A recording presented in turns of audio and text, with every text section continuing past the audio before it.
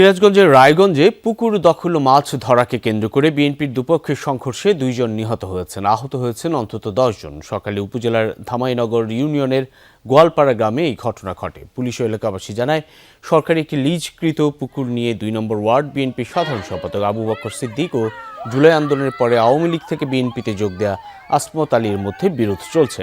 আজ দুপক্ষই ওই পুকুরে মাছ ধরতে গেলে উত্তেজনা ছড়ায়। এক পর্যায়ে দেশীয় অস্ত্র নিয়ে সংঘর্ষে জড়ায় তারা। খবর পেয়ে ঘটনাস্থলে গিয়ে পরিস্থিতি নিয়ন্ত্রণে আনে পুলিশ। আহতদের উদ্ধার করে বিভিন্ন হাসপাতালে পাঠানো হয়। পরে চিকিৎসাধীন অবস্থায় মারা যান ইসমাইল ও আব্দুস সালাম নামে 2 জন। সংঘর্ষে জড়িতদের ধরতে অভিযান চলছে বলে জানিয়েছে পুলিশ।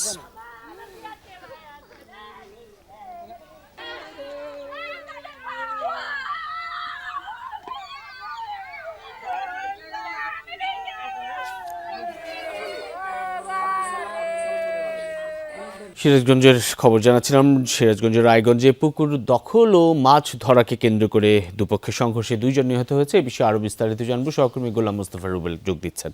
রুবেল, সংঘর্ষ ও মৃত্যুর ব্যাপারে জেলা বিএনপির সিনিয়র নেতারা কারো কোনো বক্তব্য পাওয়া গেছে কিনা, তারা কি বলছে, পুলিশ কি বলছে?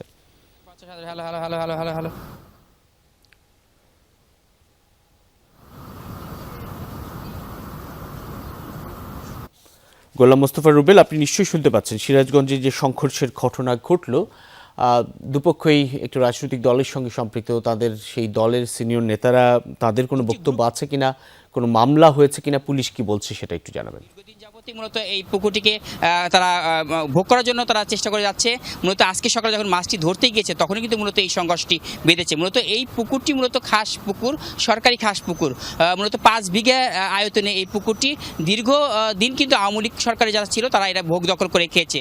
বিএনপি মূলত ক্ষমতা আসার পর থেকেই এখানকার বেশ কিছু, অর্থাৎ ইউনিয়ন বিএনপির যিনি সাধারণ সম্পাদক রয়েছেন আবু বক্কর এবং নব্য বিএনপি যিনি রয়েছেন আসমত আলী, তারা কিন্তু দুজনেই মূলত এই পুকুরটিকে ভোগ করার জন্য তারা মূলত এই সংঘর্ষে আজকে লিপ্ত হয়েছে। তারা কিন্তু দীর্ঘদিন যাবতে পায়তারা করে আসছে। তারা উভয়ই কিন্তু আসলে এই পুকুরটির দিকে নজর রেখেছিল, যে কারণে কিন্তু আসমত আলী যখন মাছটি ছেড়েছে, মাছটি ছাড়ার পর তিনি যখন আজকে সেই মাছটি ধরার জন্য গিয়েছে পুকুরে, তখনই কিন্তু ইউনিয়ন বিএনপির সাধারণ সম্পাদক আবু বক্কর সিদ্দিক যিনি রয়েছেন তার লোকজন নিয়ে এই হামলাটি চালায়। হামলাটি চালার সঙ্গে সঙ্গে কিন্তু রায়গঞ্জ উপজেলার একদম ধামাইনগর ইউনিয়নের এই গোয়ালবাড়ি গ্রামে এই সংঘর্ষটি তুমুল একটি সংঘর্ষ হয়। সেই সংঘর্ষের সঙ্গে কিন্তু আসলে প্রায় 10 জন আহত হয়। আহতের মধ্যে একজন সিরাজগঞ্জ শহীদ মুন্সিগঞ্জ মেডিকেল কলেজে মারা যায়, আর একজন বগুড়া শহীদ জিয়াউর হক মেডিকেল কলেজে মারা যায়। ঘটনাস্থলে কিন্তু সঙ্গে সঙ্গে পুলিশ সেখানে যায়। পুলিশ কিন্তু ব্যাপক ভূমিকা রাখে। এখানকার রায়গঞ্জ থানা যিনি অফিসার ইনচার্জ রয়েছেন তিনি কিন্তু তার ভূমিকার কারণে কিন্তু পরবর্তী সংঘর্ষগুলো হয়নি। সেখানে সার্কেল এসপি এবং সিরাজগঞ্জ পুলিশ সুপার যিনি রয়েছেন। জি, অনেক ধন্যবাদ সহকর্মী গোলাম মোস্তফা রুবেল।